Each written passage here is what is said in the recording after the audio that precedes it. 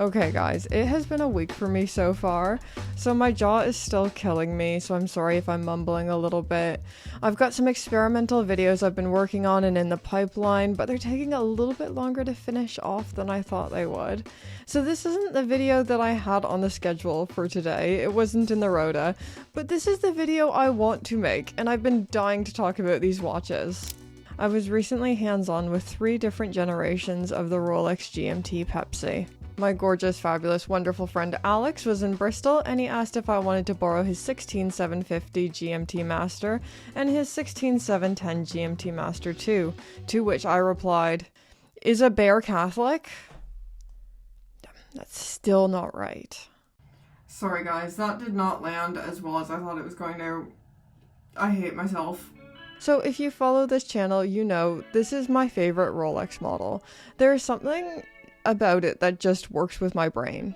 I love the proportions, the functionality, the color contrasts, and when it comes to this category of watch, the travel time, the GMT Master stands alone in defining this category. Quick disclaimer, because I can already feel it in the comment section. Brittany, what does this matter because you can't even buy this at retail? No one can get these. But I think this is why videos like these are so important to make, because they're not impossible to buy. And I know some people are going to hate hearing this, but they're not impossible to buy. They're just really, really difficult, and they often come with years of waiting. And when they are finally offered, sometimes it's your first time ever seeing this watch, and your FOMO will start kicking in, and you'll start thinking, oh, well, I can't say no to this now. And that's a very expensive decision to make. Plus, for me, I didn't realize till I tried on these vintage models, but I much prefer the size and proportions of the older GMTs.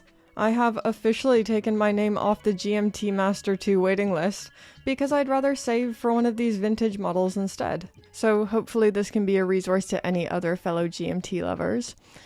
And let's just geek out, okay? Let's have a full GMT nerd out fest. So looking at these 3 really showcases the way Rolex works in terms of design.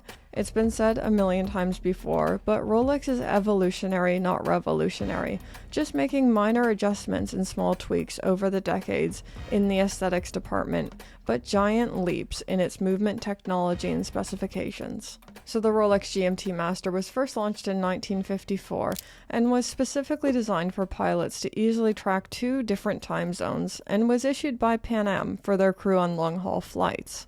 The first iteration of this watch, reference 6542, was originally released with a red and blue, or Pepsi, Bakelite bezel and was designed in collaboration with Pan Am Airways. Of the 3 I have in today, I don't technically have any 4-digit references, but this one is dang near close enough. So looking at the oldest Pepsi we have in today, the 16750, this is a model that didn't really live all that long, released circa 1979-1980 and was produced until 1988. The 16750 was a transitional model and featured quite a few technical improvements to its predecessor, the 1675. Aesthetically speaking, you'd have to be a real mega geek to spot the differences between these two. The 16755 and the 16750 are nearly identical, but it's the technical differences. So there are 3 notable technical improvements made to this watch. 1. The upgrade to the caliber 3075, giving greater accuracy. 2. This new movement had a quick set date function. And 3. Upgraded water resistance from 50 meters to 100 meters. Game changing at that time. What I love about the 16750 is it's a watch that's kind of Rolex figuring out what this line is and what the GMT is going to be. It was still a relatively new release and trying to figure out how does this perform in the field and how can we make it better. Okay, we need to move off the 16750 or else I will sit here geeking out about things nobody cares about. So, next watch, the 90s legend, the reference 16710. Actually, I say 90s legend, but the one Alex has is definitely post 1999-2000. So pre-1999, this model had tritium hour markers, but this model says Swiss made down at the bottom, meaning it was made after 2000 and features superluminova. So this is the Pepsi I would personally buy if I came into some money. Well, I don't know. I keep bouncing between the 16750 and this model in my head. It depends on the day, but today, this is the model I would buy if I came into some money.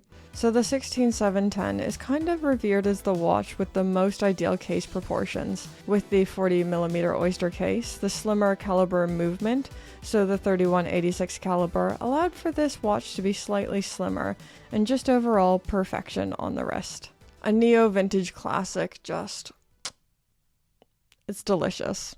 This model had quite a long run time as well, in production from 1989 all the way up to 2007, when the GMT Master received the biggest aesthetic change that I can think of, the upgrade to ceramic bezels. So this is our very last example for today. This is my husband's GMT Master II 126710, the modern BLRO.